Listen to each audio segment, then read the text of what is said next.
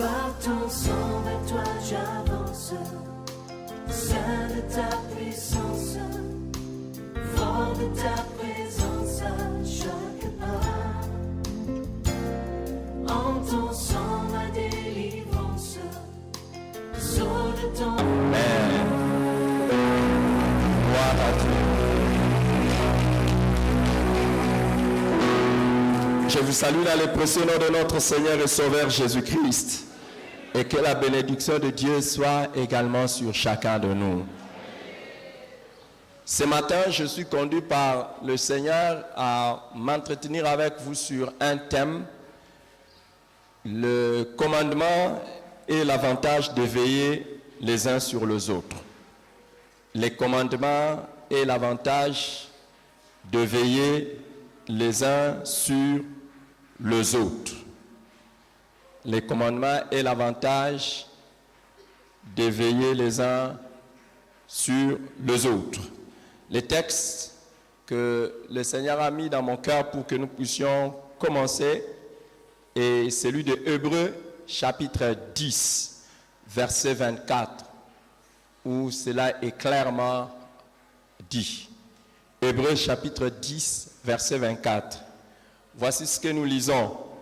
Veillons les uns sur les autres pour nous exciter à la charité et aux bonnes œuvres. Alléluia. Ici, l'apôtre est en train de demander à ce que tous les chrétiens, nous puissions veiller les uns sur les autres. Et cela n'est pas sans but. Il dit, c'est pour nous exciter à l'amour et aux bonnes œuvres.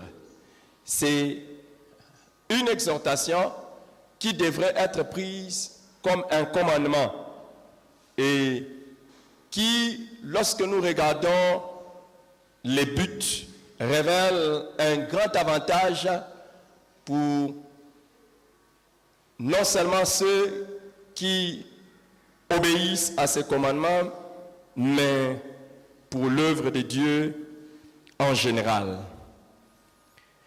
Veillez les uns sur les autres.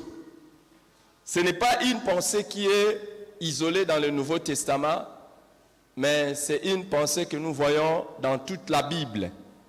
Déjà en ce qui concerne le peuple de l'Ancien Testament, la pensée est là, et dans le Nouveau Testament, nous les rencontrons également. Qu'est-il dit dans Ézéchiel chapitre 33, verset 7? Ézéchiel chapitre 33, le verset 7. Et toi, fils de l'homme, je t'ai établi comme sentinelle sur la maison d'Israël. Tu dois écouter la parole qui sort de ma bouche et les avertir de ma part. Dieu dit à l'un de ses prophètes qu'il était établi sentinelle sur la maison d'Israël. Et la pensée est répétée à plusieurs reprises dans l'Ancien Testament. Vous pouvez consulter vos concordances, vous verrez à plusieurs endroits où on parle de Dieu qui établit des sentinelles, et même que les hommes de Dieu ou les responsables dans l'Église doivent établir les sentinelles pour que les gens veillent les uns sur les autres.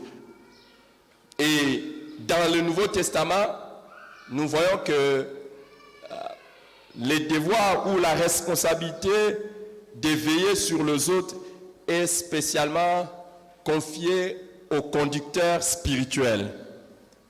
Ces devoirs est confié spécialement aux conducteurs spirituels. Nous le voyons dans Hébreux chapitre 13, verset 17. Hébreux chapitre 13, verset 17, où il est écrit: obéissez à vos conducteurs, ayez pour eux de la déférence, car ils veillent sur vos âmes comme devant en rendre compte.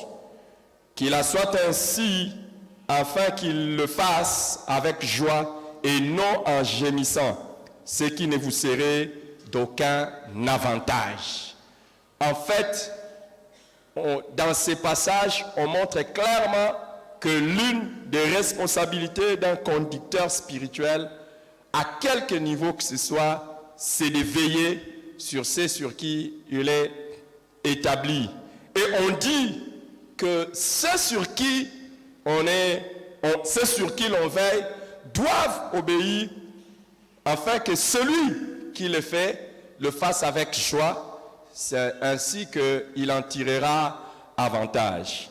Alors, de tout ce que nous voyons dans la Bible sur les commandements de veiller les uns sur les autres et ses avantages, nous pouvons tirer les premières conclusions qui suivent. Premièrement, nous voyons que nous avons besoin les uns des autres. Premièrement, dans la marche avec Dieu, nous avons besoin les uns des autres. Ça, c'est la première des choses que nous devons tirer comme conclusion ou comme vérité de cela. Nous avons besoin les uns des autres. Et quand quelqu'un dit dans sa vie et dans sa marche avec Dieu qu'il peut se suffire, c'est simplement de l'orgueil, c'est simplement de l'ignorance, c'est simplement de la folie.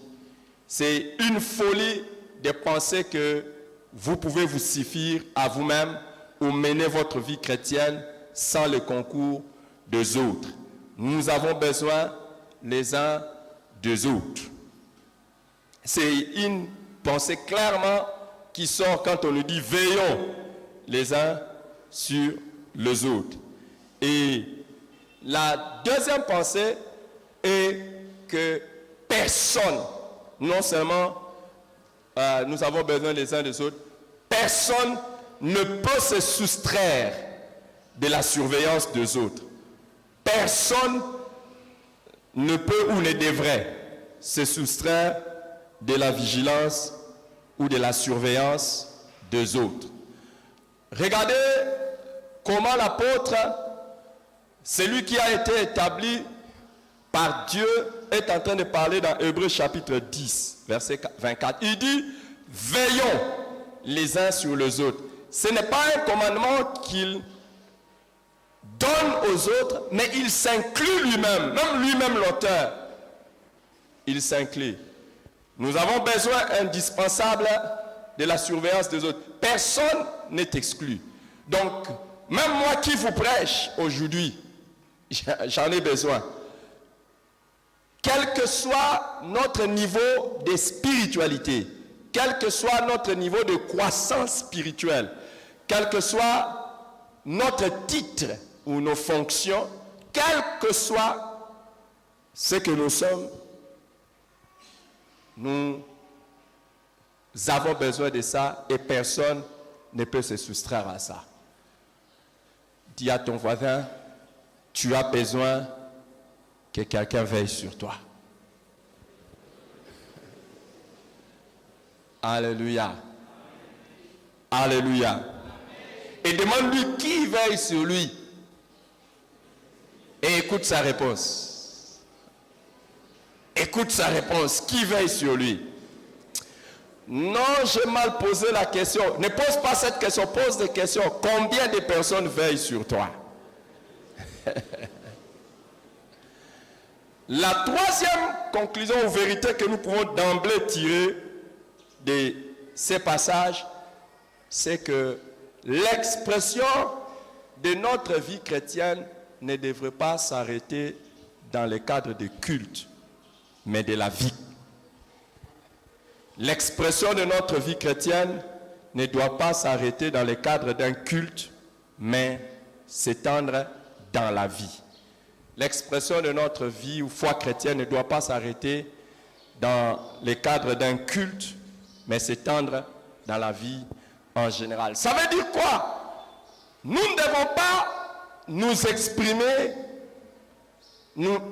notre foi seulement pendant un culte, ou nous exprimer l'amour que nous avons mutuellement pendant un culte, mais nous devons l'étendre dans le courant de la vie. C'est partout. Une autre manière de le dire, c'est que l'expression de la vie chrétienne ne doit pas s'arrêter à l'église. mais elle doit aller dans la société. Quand je prends l'église comme cadre dans lequel nous faisons les cultes.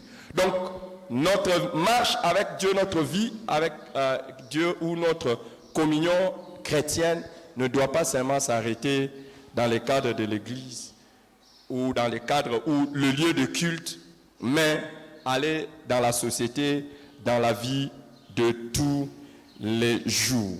Alléluia.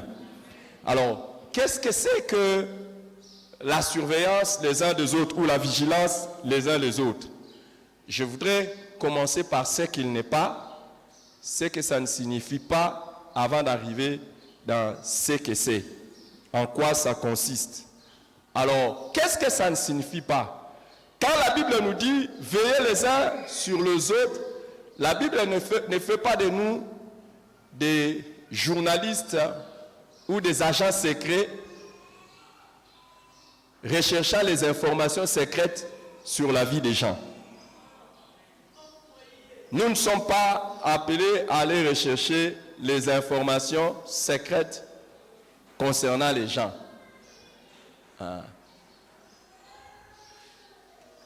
Ce n'est pas un commandement pour aller rechercher non plus les informations privées sur les gens. Ce commandement est purement spirituel et ne concerne que tout ce qui peut avoir lien avec la vie spirituelle de la personne. Il ne faut pas aller chercher les informations sur quelqu'un alors que ça n'a rien à voir avec la vie spirituelle de la personne. Ce n'est pas ce que la Bible nous dit. Et ce que ce commandement n'est pas, c'est également l'exploitation de toute information concernant nos frères dans le but de les nuire.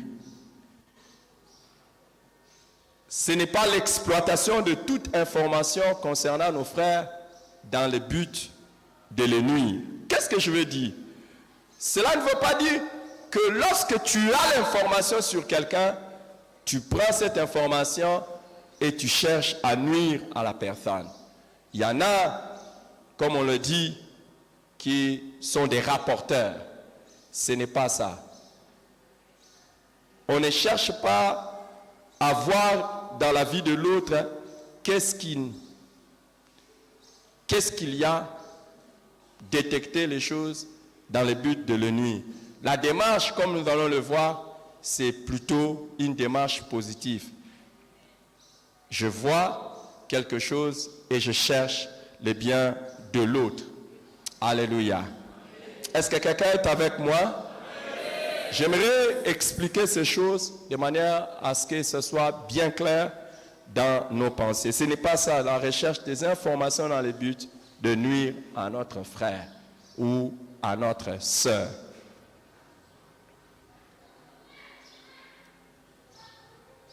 Quand on nous dit de veiller les uns sur les autres, en quoi consiste-t-il?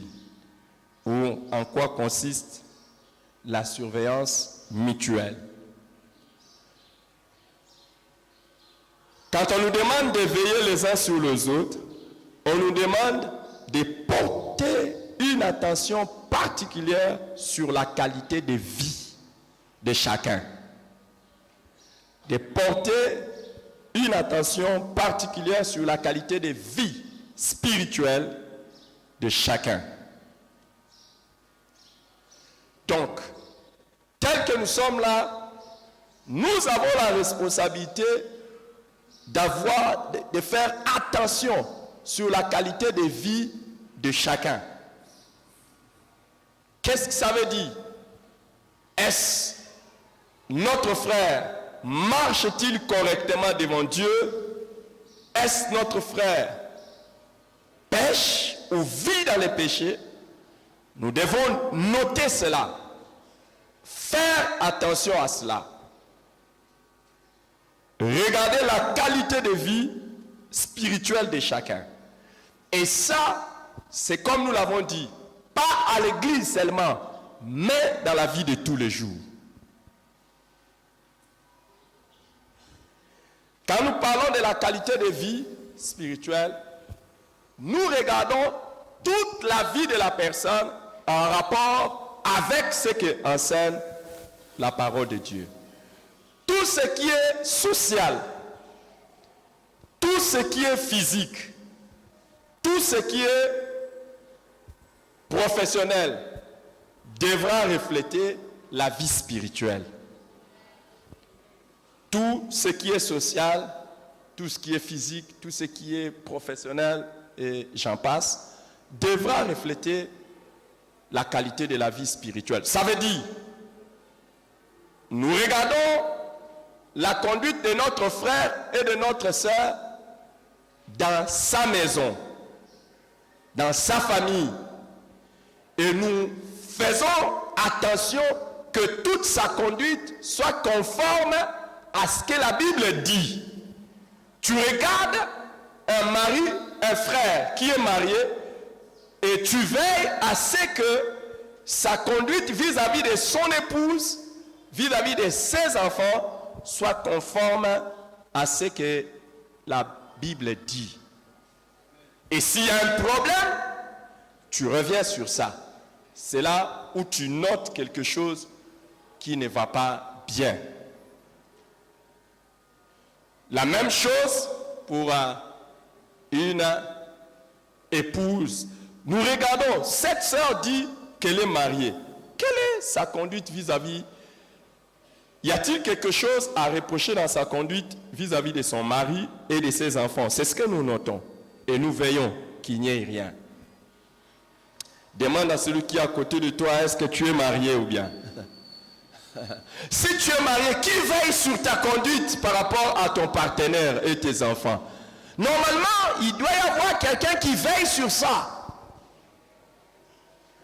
Et nous devons veiller les uns sur les autres. La même chose pour les enfants. Il doit y avoir quelqu'un qui veille sur votre conduite vis-à-vis de vos parents. Parce qu'il y a des commandements clairs.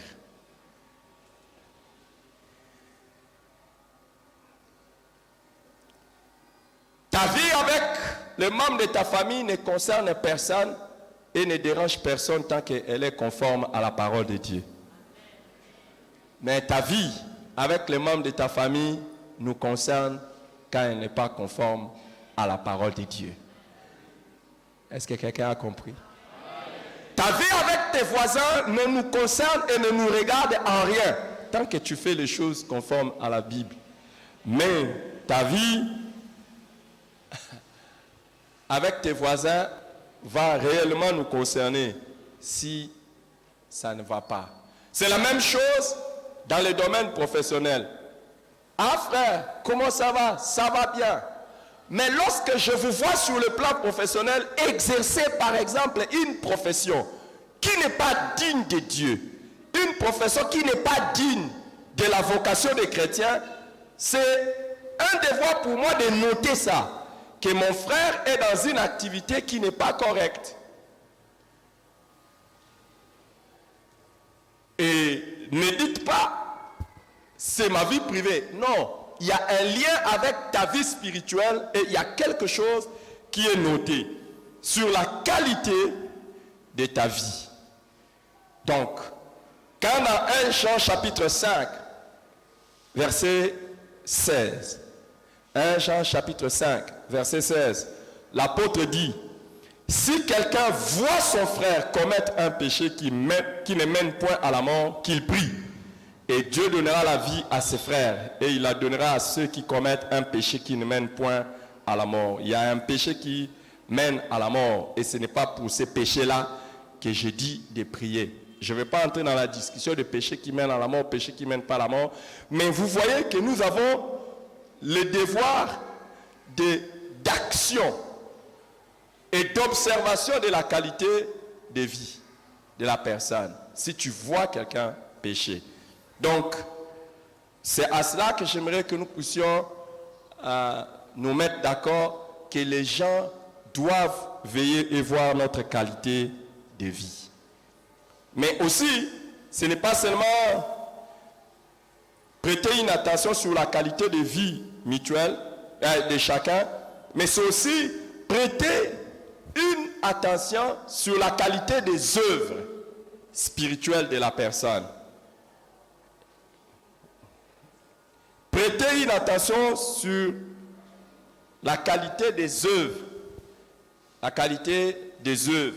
Et là, je ne parle pas seulement de la vie en tant que marchant dans la sanctification ou ne marchant pas dans la sanctification. Nous regardons maintenant la qualité des œuvres que la personne pose. Et ces œuvres peuvent être des œuvres spirituelles au sein de l'Église ou dans le royaume de Dieu. Nous avons le devoir de prêter attention sur la qualité des services de chacun. Vous devez veiller sur ma manière de faire le travail des pasteurs. Je dois veiller aussi sur votre manière de faire les choses. Et noter là où ça ne va pas. C'est dans ce contexte-là que vous pouvez voir qu'il y a des gens qui sont des paresseux spirituels. Vous pouvez noter que quelqu'un est un paresseux spirituel. C'est-à-dire, vous voyez par exemple quelqu'un qui n'évolue plus dans la vie normale de l'Église. C'est votre devoir. Vous n'avez rien vu d'un péché quelconque, sinon que vous avez noté une paresse spirituelle. C'est notre devoir de noter ça. Cette paresse spirituelle peut se traduire dans le relâchement à la participation de la vie de l'Église. La vie de l'Église comme culte, la vie de l'Église comme activité, la vie de l'Église comme service. Veille sur ça. Et il doit y avoir quelqu'un qui veille sur toi, sur la qualité de tes services. C'est là que nous comprenons le commandement de veiller les uns sur les autres. Alors, comment encore comprendre ça bien? Ce n'est pas seulement une attention passive, mais c'est une attention active. Parce que la Bible dit, veillez les uns sur les autres pour vous exciter à l'amour et aux bonnes œuvres. Donc vous voyez que c'est une attention ou une vigilance, une surveillance qui est active, qui ne laisse pas la personne insensible. C'est-à-dire, lorsque tu vois, tu as le devoir de faire quelque chose. Et c'est pour ça que nous disons, la surveillance mutuelle, c'est une attention accompagnée d'exhortation mutuelle. C'est une attention accompagnée d'exhortation mutuelle. Nous nous exhortons mutuellement afin que ce que nous sommes ne soit que bien. Et tu as besoin de ça, j'en ai besoin. Mais ce n'est pas seulement une attention qui est accompagnée d'exhortation mutuelle, mais c'est également une attention qui est accompagnée de prières. Tout ce que nous voyons dans la vie des autres, avant de parler, doivent être traduits d'abord dans la prière. C'est pour ça qu'on dit, si quelqu'un voit son frère commettre un péché qui ne mène pas à la mort, qu'il prie.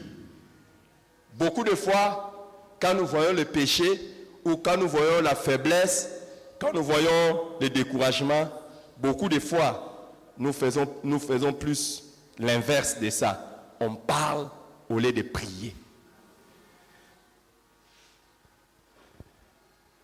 Hier, j'étais bouleversé par une histoire que j'ai lue pendant que j'étais en train de lire un livre sur la prière. J'étais en train de chercher à connaître encore comment bien prier.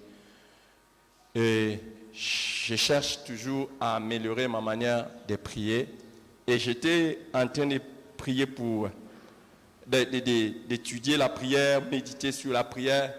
Et là, j'ai découvert le témoignage d'une fille. Je crois qu'elle avait 15 ans, si je n'ai pas oublié, entre 15 ans ou 16 ans, dans un pays où, alors qu'ils étaient tous internés dans un centre, le proviseur ou surveillant du centre a vu la lumière dans sa chambre non éteinte. alors que tout le monde dormait déjà, et ce proviseur est allé pour voir qui avait allumé cette lampe. Et il a trouvé cette jeune fille de 15 ans à genoux en train de prier, allumant une bougie. Et pourquoi elle avait besoin de cette bougie? Parce qu'elle avait en main une liste de 500 personnes pour qui elle priait. 500 personnes pour qui elle priait. Et pendant que tout le monde dormait, elle avait la liste de 500 personnes. J'ai demandé pardon à Dieu. J'ai demandé pardon à Dieu de ce que je ne sais pas prier. J'ai demandé pardon à Dieu de ce que beaucoup de fois nous pensons prier. Beaucoup de fois, les amis, nous pouvons voir les personnes, et Dieu seul sait le nombre de personnes pour qui j'ai prié aujourd'hui la nuit, parce que c'est un défi dans la vie. Beaucoup de fois, nous voyons des choses dans la vie de nos frères et de nos sœurs, mais très peu de fois, nous prenons le temps de prier pour ça. Facilement, nous critiquons, facilement, nous condamnons, facilement, nous rapportons aux hommes, pas à Dieu, ce qu'on a vu chez l'autre. Et pourtant, cette surveillance, c'est pour prier les uns pour les autres. Je me suis posé la question, si nous tous qui sommes ici, nous avons vu un de nos frères qui s'était découragé dans le travail de Dieu et qu'on a prié sérieusement, je ne crois pas que l'Église allait être comme ça. Je ne crois pas que certains qui se sont perdus seraient perdus. On a des fois plus condamné, plus critiqué et moins prié. Quel est l'avantage de la surveillance mutuelle? L'avantage est tant pour la personne sur qui nous veillons que sur nous-mêmes qui veillons. L'avantage est pour la personne sur qui nous veillons.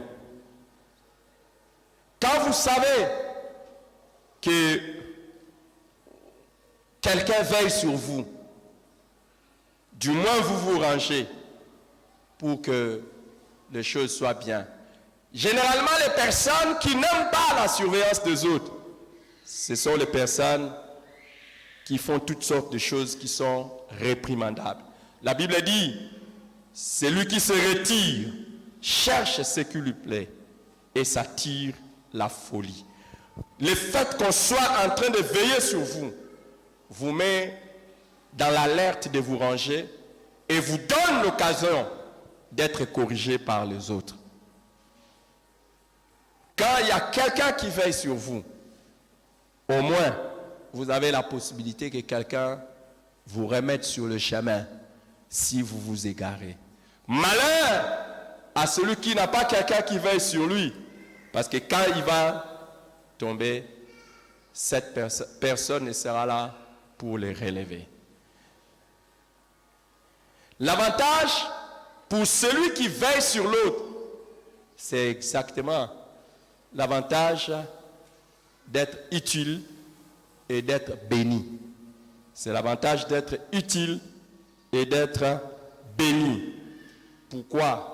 Si vous veillez sur l'autre, vous êtes utile pour sa vie et Dieu ne manquera pas de vous bénir.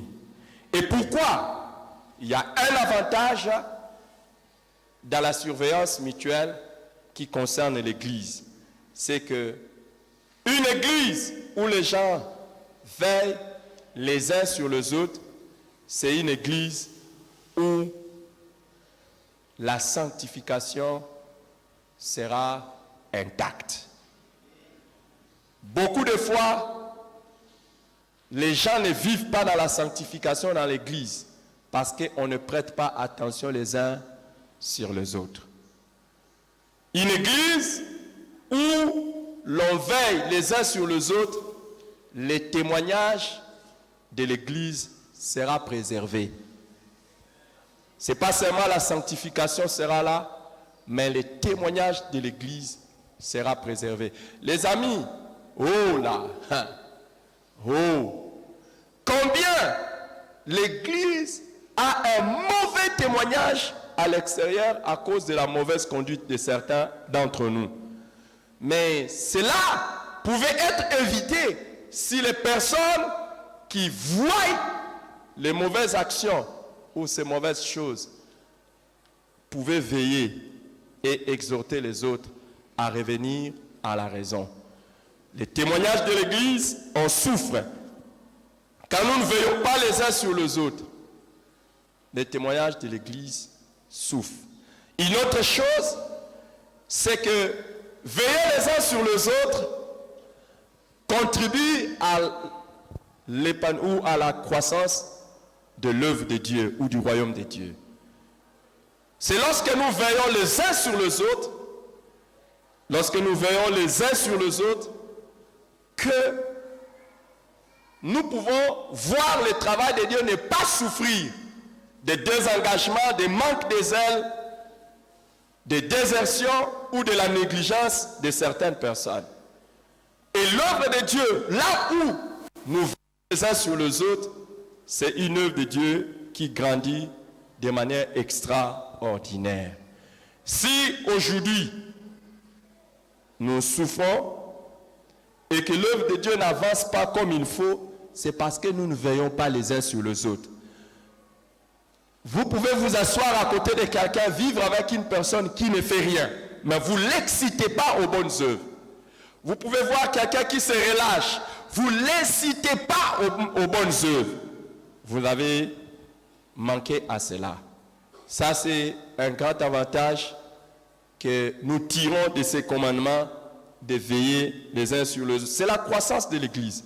Là où on veille les uns sur les autres, la croissance de l'œuvre de Dieu sera manifeste. Qu'est-ce que ces commandements expriment? Quand nous veillons les uns sur les autres, qu'est-ce que cela exprime? Qu'est-ce que cela exprime?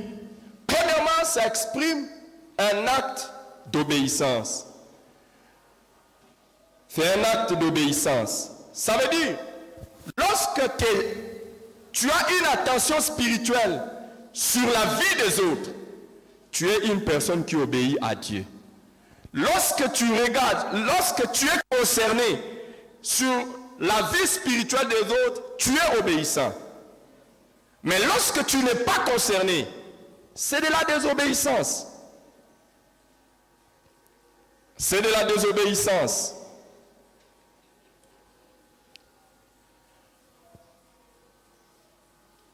Ce n'est pas seulement un acte d'obéissance, mais c'est également un acte de l'amour envers les prochains. Une personne pour qui vous êtes indifférent, que les choses marchent ou que ça ne marche pas, que sa vie soit correcte ou que ça ne soit pas correct, vous êtes indifférent, vous ne l'aimez pas. Vous ne l'aimez pas. Toute indifférence vis-à-vis de la vie spirituelle de votre frère est un manque d'amour. Chaque fois que la vie spirituelle de votre frère ou de votre soeur, ce n'est pas, comme je l'ai dit, pas seulement à l'église, à la maison, dans les quartiers, dans la cité, au travail, vous êtes indifférent. C'est un signe que vous ne l'aimez pas.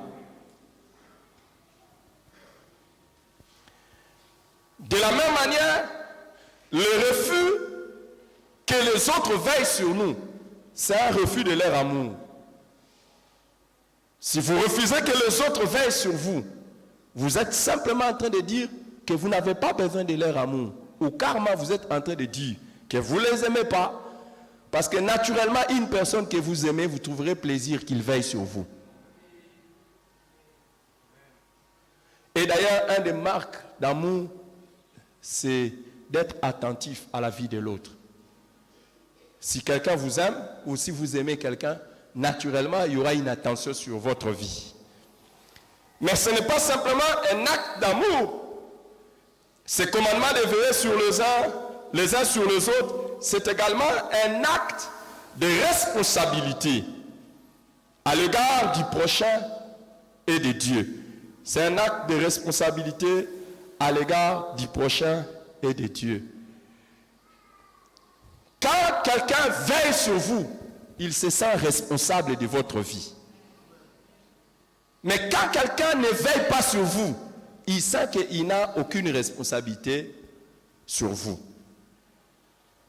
En d'autres termes, ça veut dire ceci. Celui qui veille sur vous, il sait que si quelque chose vous arrive, il sera responsable. Est-ce que quelqu'un comprend? Mais celui qui ne veille pas sur vous, c'est quelqu'un qui dit, même si quelque chose vous arrive, quelle est ma part? Ce n'est pas seulement un acte de responsabilité vis-à-vis de votre prochain ou de notre prochain, mais c'est également un acte de responsabilité vis-à-vis de Dieu. Ça veut dire ceci. Si je ne veille pas sur mon frère, Dieu me demandera des comptes. Si je ne regarde pas la qualité de vie, je ne vois pas, mon frère est faible ce temps-ci. Non, je dois l'exhorter, je dois prier pour lui. Je suis responsable devant Dieu. Vous savez, la Bible dit, obéissez à vos conducteurs car ils veillent sur vos âmes comme devant en rendre compte à Dieu. En fait, chacun de nous rendra compte de l'autre devant Dieu, de la vie des autres devant Dieu. Cette nuit, j'étais beaucoup tourmenté. Beaucoup tourmenté par le Seigneur quand j'ai regardé ma responsabilité vis-à-vis de vous. Ma responsabilité personnelle vis-à-vis de vous. J'étais tourmenté, je me posais seulement la question, est-ce que je veille correctement? Parce que chacun devra rendre compte vis-à-vis de Dieu.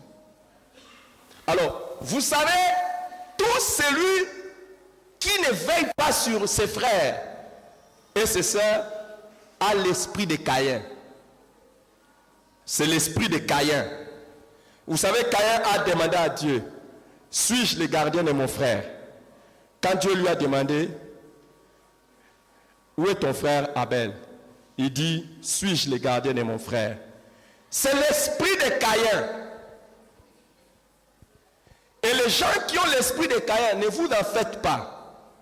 Ce sont les gens qui ne sont pas seulement, qui ne veillent pas seulement sur les autres, mais ce sont les gens qui sont même prêts à faire du mal à leurs frères.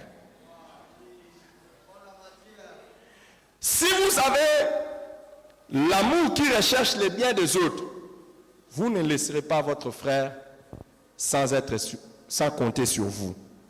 Et quatrièmement, la surveillance mutuelle est un acte d'humilité. Vous savez, il faut que vous puissiez briser votre moi pour veiller sur les autres.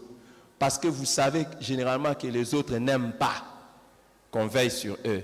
Alors par votre propre orgueil, vous pouvez vous refuser ça. Regarde un peu la personne à côté de vous.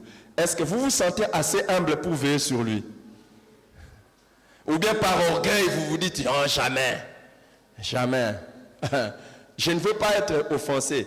Il y a des gens à l'église qui disent, ma vie ne te concerne pas. Pour veiller sur une telle personne, il faut une humilité.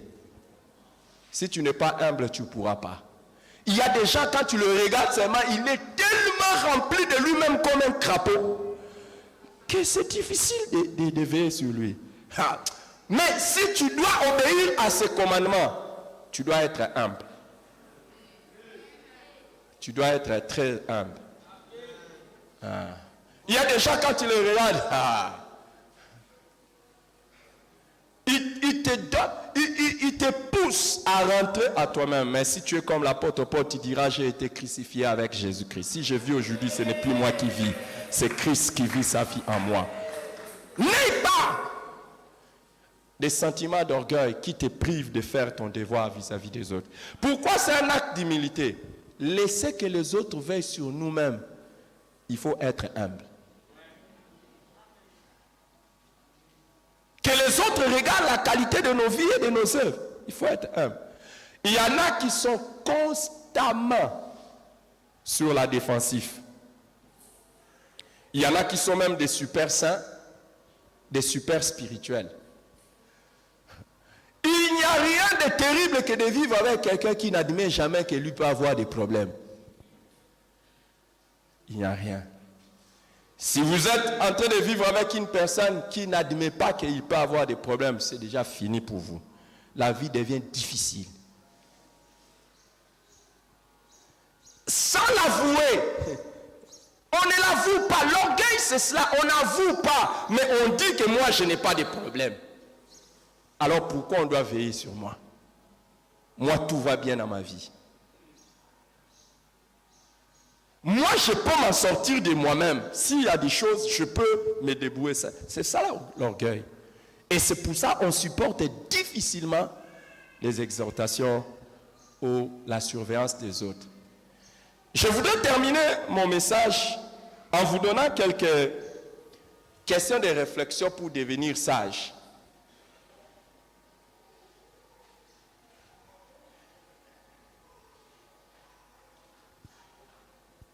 Et si vous répondez à ces 4 questions, je pense que ça va, si nous répondons à ces 4 questions, ça va nous aider à devenir sages. La première question, et que chacun de nous devra se poser, suis-je obéissant à ces commandements de veiller les uns sur les autres? Est-ce que je suis obéissant à ça? Est-ce que tu es obéissant à ces commandements de veiller les uns sur les autres? La deuxième question de réflexion qui pourra t'amener à une sagesse est celle-ci. Est-ce que j'accepte que les autres veillent sur moi? Est-ce que j'accepte que les autres veillent sur moi? Troisième question de réflexion pour acquérir la sagesse est: qui veille sur moi réellement? Qui veille sur moi réellement? Que chacun se pose ces questions. Parce que si tu peux dire le nombre de personnes qui veillent sur toi, s'ils sont nombreux, tu es sage. Plus nombreux sont les personnes qui veillent sur toi, sécuriser est ta vie. Et la quatrième et la dernière question est celle-ci: sur qui je veille? Toi, tu veilles sur qui? Beaucoup, je vous assure, à cette question répondront: je veille sur mon mari, je veille sur ma femme, je veille sur mes enfants. Mais si votre foi ne se limite qu'à votre mari, votre femme et vos enfants, arrêtez d'appeler les autres frères et sœurs en Christ.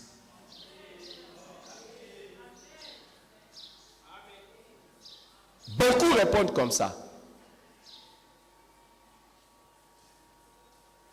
Les liens biologiques sont intéressants, mais les liens biologiques s'achèveront ici sur la terre.